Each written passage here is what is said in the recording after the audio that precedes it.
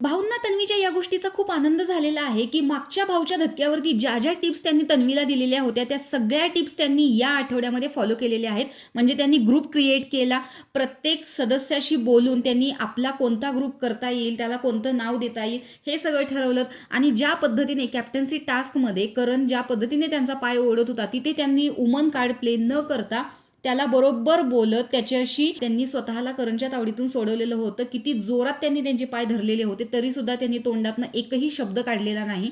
आणि प्रभूला ज्या पद्धतीने त्या ट्रीट करतात त्या एक त्यांचा छोटा भाऊ म्हणून ट्रीट करतात. त्यामुळे त्यांच्या या नात्यावरती कुणी सुद्धा शंका घेऊ नये, कारण प्राजक्ता जिथे विचारत होती त्या अँगलने ती गोष्ट वेगळी दिसत होती. आणि दुसरी गोष्ट म्हणजे तन्वी, तुम्ही अनुश्रीला बरोबर ओळखलेलं आहे की विशाल त्या अनुश्रीला काहीही सांगू शकतो की तू तिकडे जा, त्यांच्याकडून तुला कॅप्टन्सीसाठी सपोर्ट मिळेल.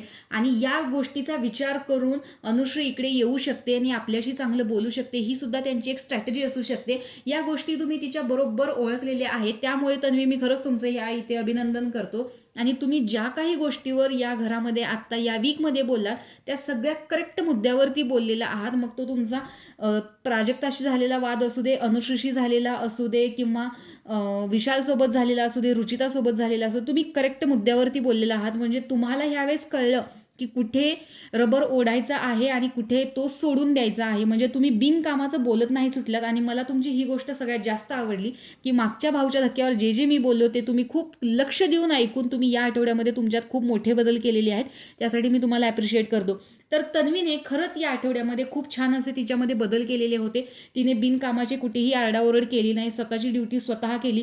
तर अशा प्रकारे भाऊंनी तन्वीचं कौतुक केलेलं आहे. पण तरी सुद्धा घरातली लोक तिला असं म्हणतात की ती लोकांना वापर करते.